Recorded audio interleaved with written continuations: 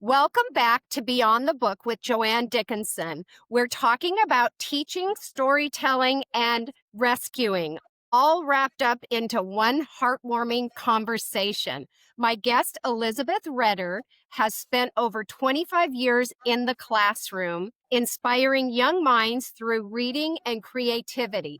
She also is an author of The Adventure of Easton. Welcome, Easton, of the Rescue Pet series, shining a light on importance of giving rescue animals their forever homes. Welcome, Elizabeth and Easton. Oh my gosh, Thank he is you. adorable. Share a little bit about you. So I became an author because of this guy. I had never had a rescue dog before, and I was at a fall fair, and he loves sweet potato, by the way. I love that. I was at a fall fun fair, and somebody had a rescue dog, and I thought, I never even thought about like having a rescue dog. We had a dog for 15 years that passed away, and we never thought we'd have another pet. But I thought when I went home, I got online and started searching out rescue dogs, and I fell in love with him. He had lilac, Liz Taylor colored eyes.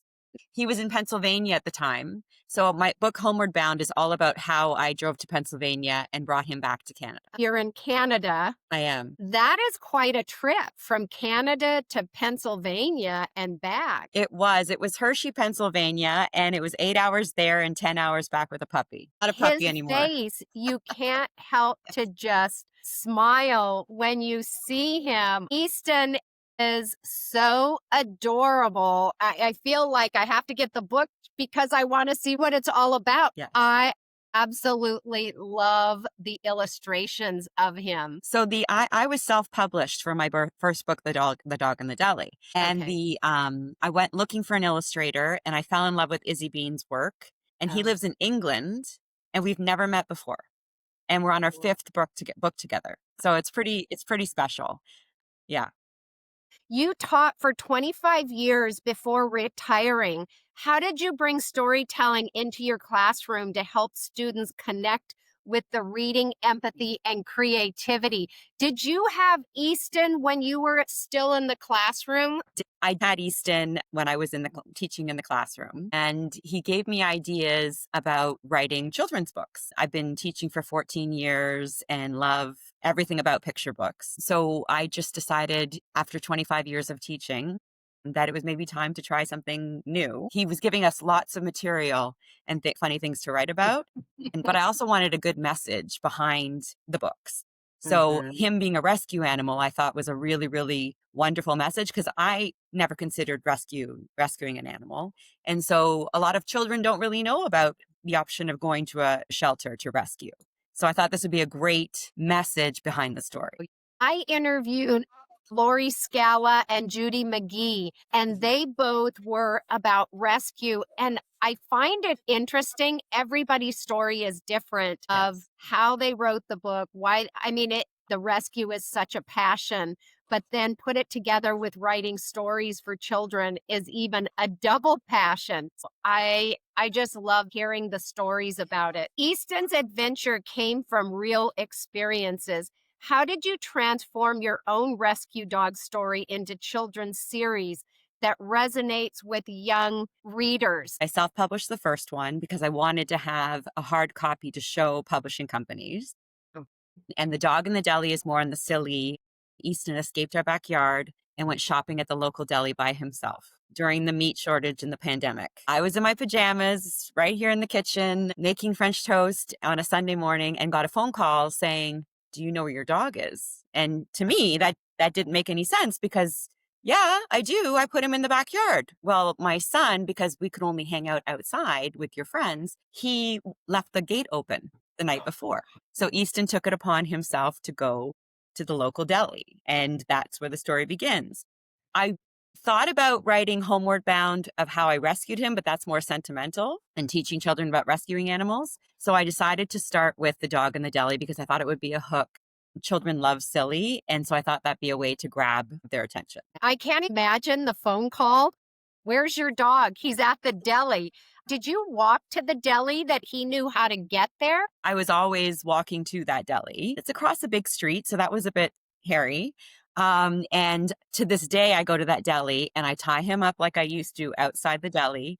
And all the people, there's all windows. So all the cashiers are like, "Hi, Easton." Like, Oh. he's a bit of a local celebrity around here. All pets have personalities, and you can just see him how he adores you and sits there so quietly. You had mentioned that he's 10 years old. How long have you owned him? We've had him since puppy stage. His mom, Mommy Onyx, who's mentioned in Homeward Bound, she wasn't treated very nicely by her owners. And Homeward Bound Animal Rescue in Pennsylvania takes in moms that are about to have their puppies. And she had 8 puppies, and he was one of the puppies. And then they go and find, and Mommy Onyx actually got a really great ending to her story as well. She became an Army veteran in Pennsylvania's service dog. Oh my And she went back gosh, to that's university with the Army that's veteran. All these beautiful, beautiful puppies were a product of Mommy Onyx, and everyone found a home in Pennsylvania except for Easton. He came back to Toronto. That is so special. Your background in theater and voice gives your story a melodic rhythm. How do these creative skills shape the way you write and read aloud? I find that so often our past seeps into our books with voice and theater. How does that come into creativity? Is the obvious answer first, but I'm curious to see if there's anything else. It's funny. My father-in-law said I've been training my whole life for this.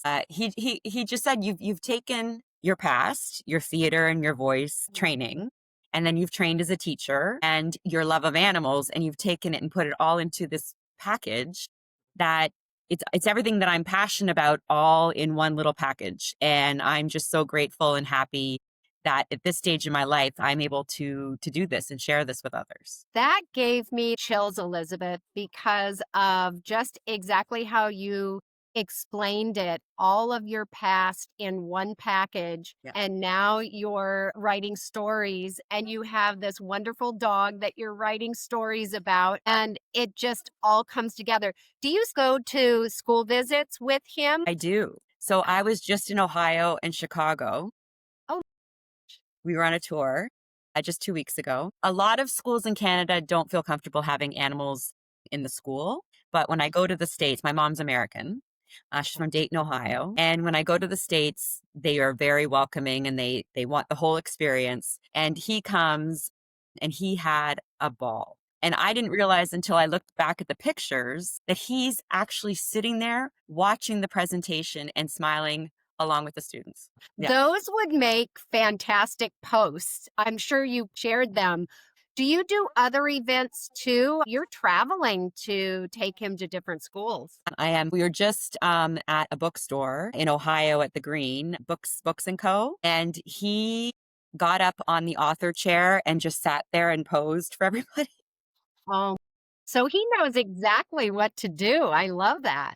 He's a character. And here in Canada, this weekend we're going to an indigo store, next weekend an indigo store, and he just knows. He goes in, and I was actually at a school in Ohio last year, and it was Christmas time, and I wanted a Santa hat for him. So I went into a store and had a Santa hat with a beard. And so I thought, okay, 300 kids in a gymnasium with a dog. Usually I have a handler. That was the first time I didn't have a handler. And I haven't used a handler since because he's just been so good. And he wore the hat and Santa beard the entire time. He doesn't take his paw to try and take it off. He just knows that's his costume. Yeah. And he needs to pose with it. He's a smart dog. And the kids were like, "It's Easton Claus." Like, and they were like yeah, it was super, super exciting. It was awesome. You talked about a tour. Do you schedule out? That's something that I'm interested in personally when I retire in a few years. I want to travel around to different states, and all my teacher friends, all my author friends, I'm ready to come visit you. But I wanted to see how you do that. That you have connections with other people? Do you have teacher friends? Share a little bit about the tour and how you orchestrate that. So I think this also speaks to my past. Going to auditions all the time, you hear no a lot.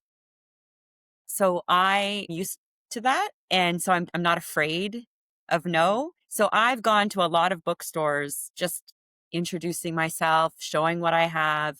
And I've been getting a lot of yeses, which is amazing. I think the idea of Easton being a real life character really does resonate with people. So I go to the bookstores, introduce myself. I have teacher friends. It's amazing how many people want to really help you get your story out there once they see like what you're doing.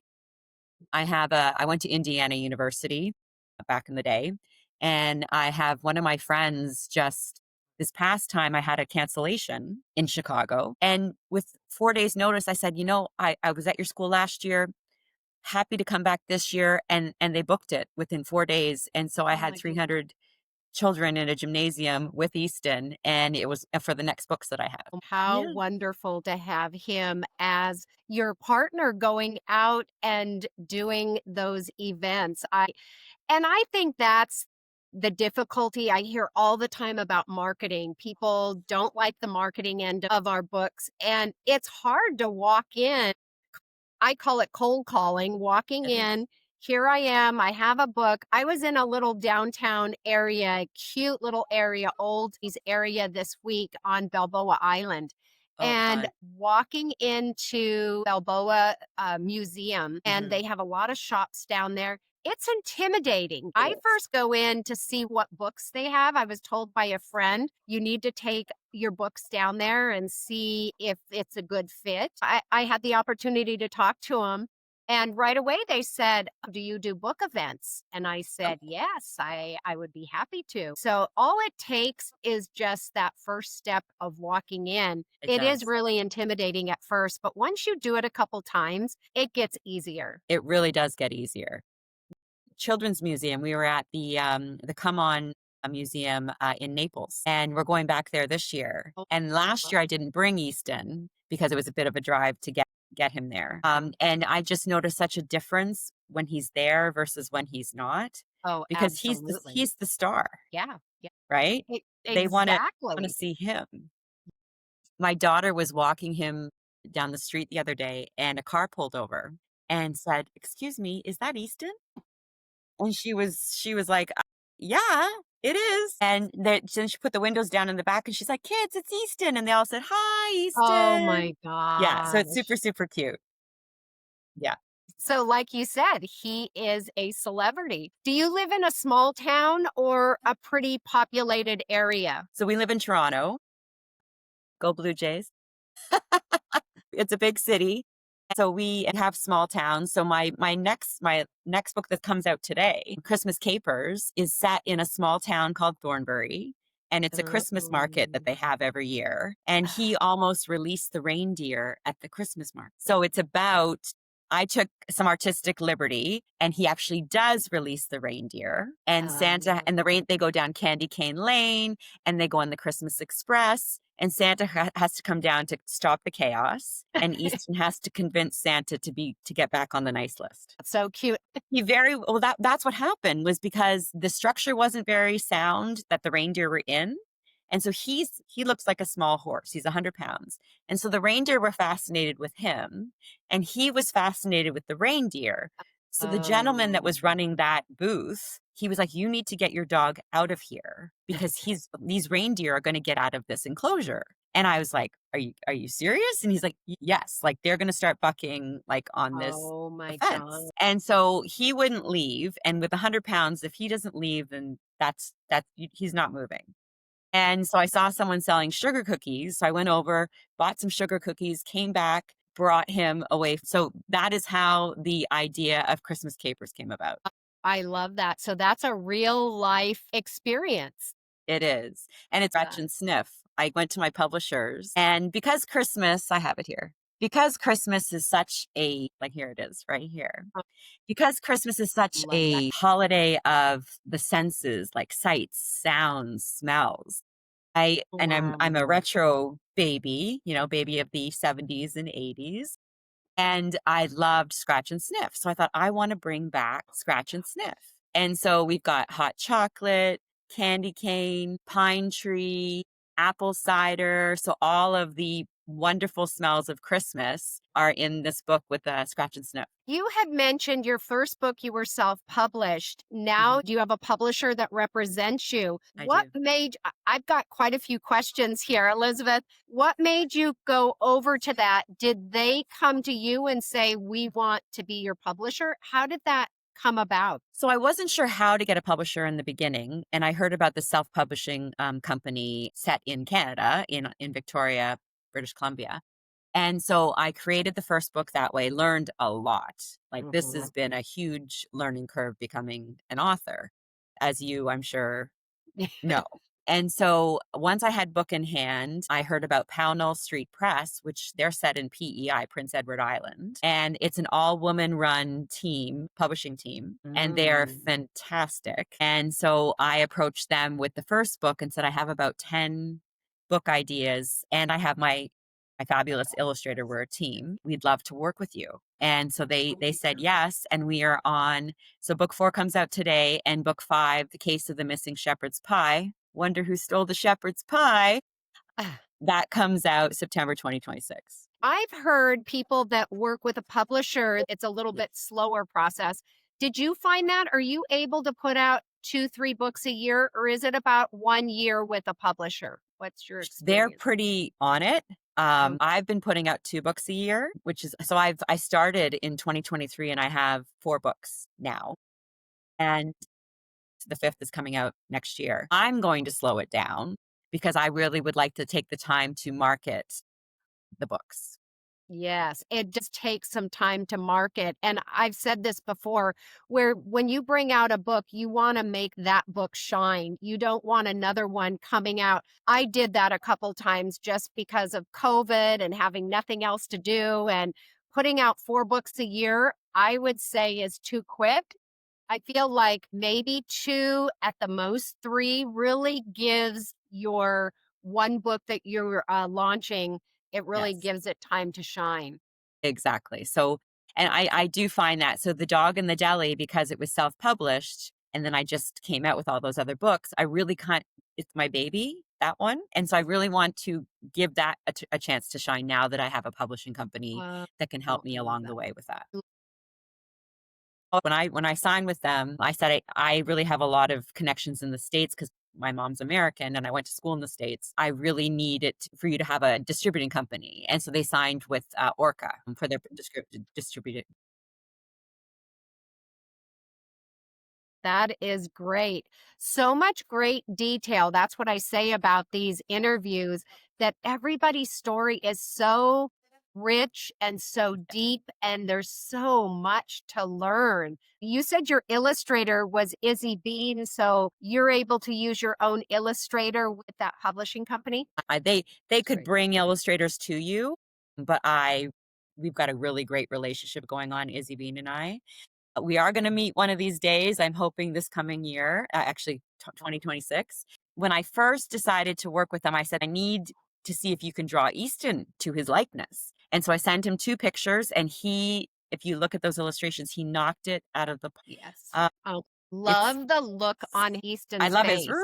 like when he like does the head tilt and everything. So he's never met him, but he just and these stories like Dog in the Deli. When I sent him the manuscript when we first met, he says, I see these images. And he did. Mhm. And when we did an interview before, I didn't know that he pretends he's like a movie director and he does every illustration from a different angle. So he does one bird's eye view, side view, like so he decides different angles that he wants to capture that illustration.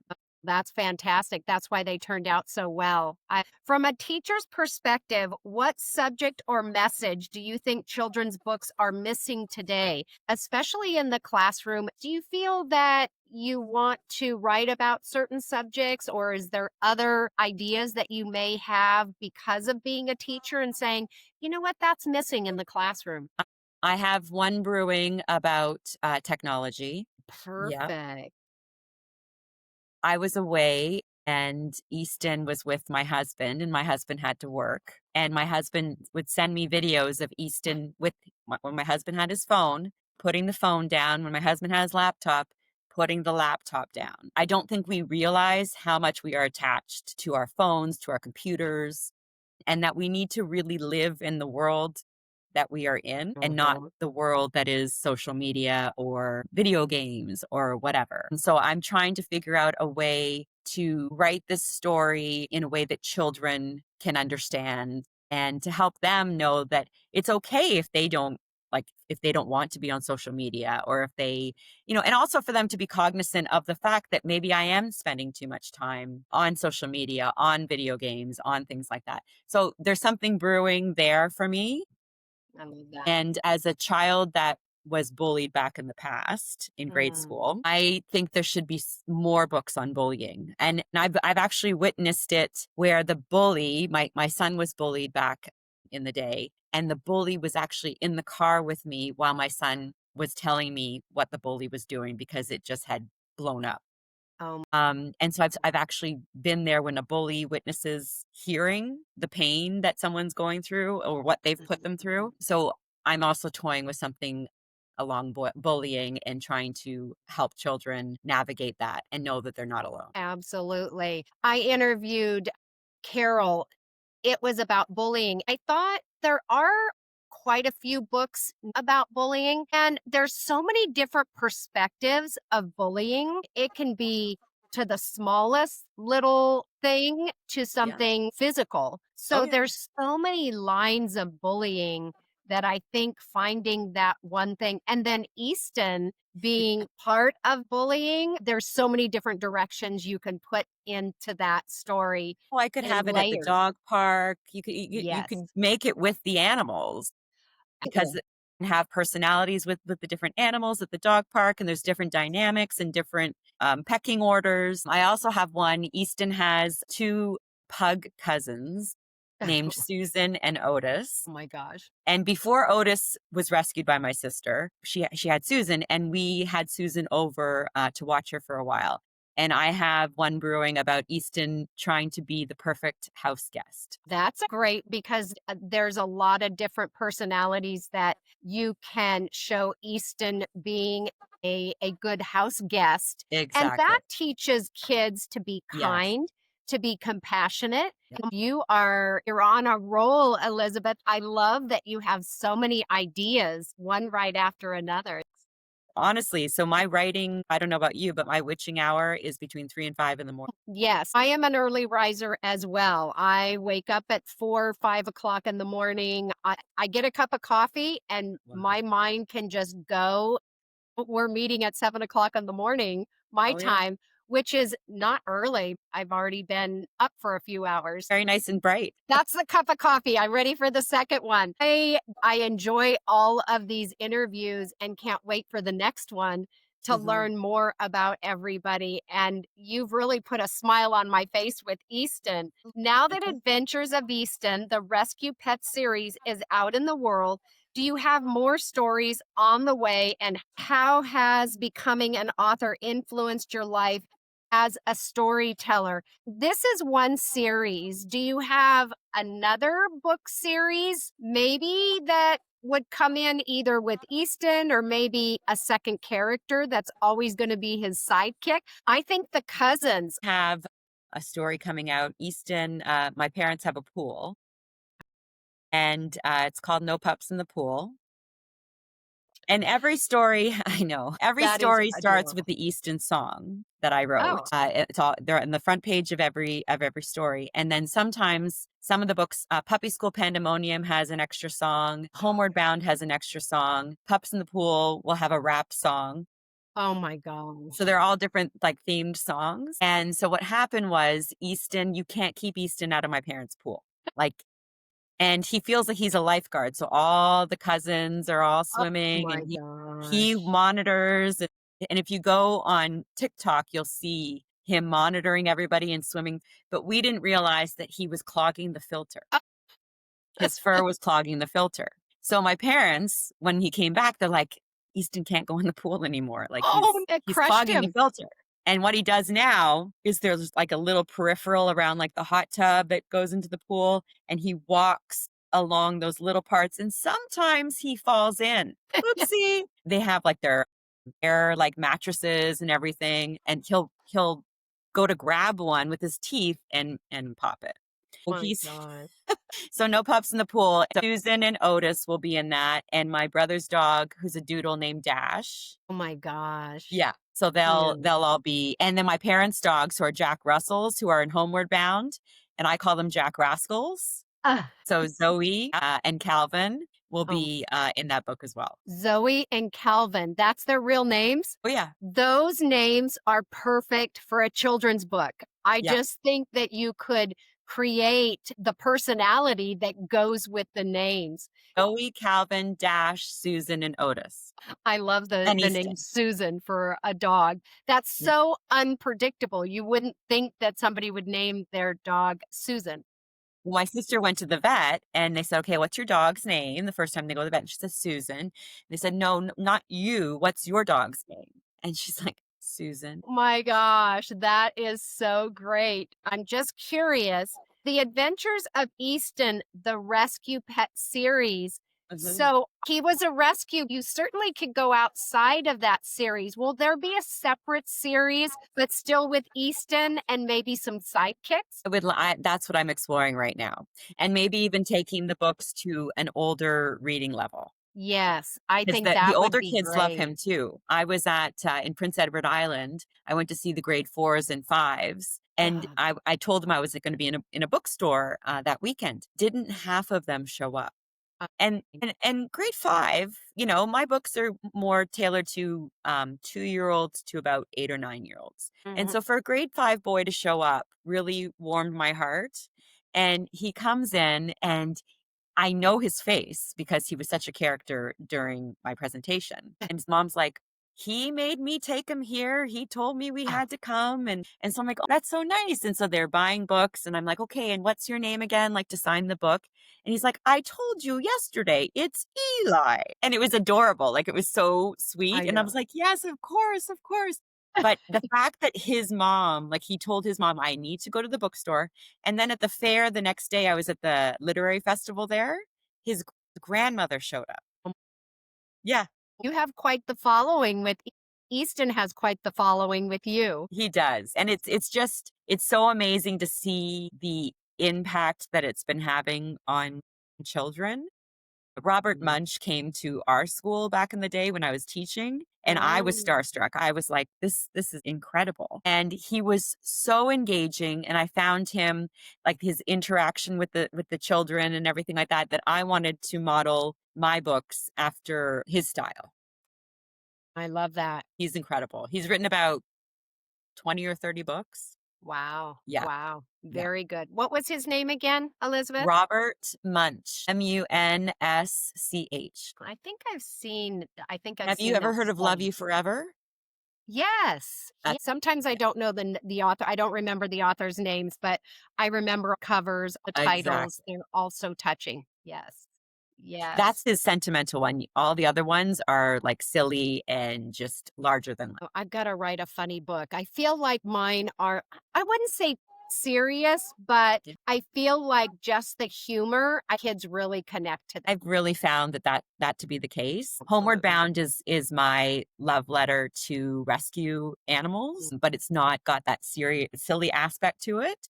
That children love, but I felt like was doing rescue animals injustice if I didn't write and teach children that they can too rescue an animal and have it as a pet. I also work Absolutely. with the Humane Society. Have Yeah. you done signings with the Humane Society before when they have adoptions? Yes. So Oh, they have an event called Paws in the Park.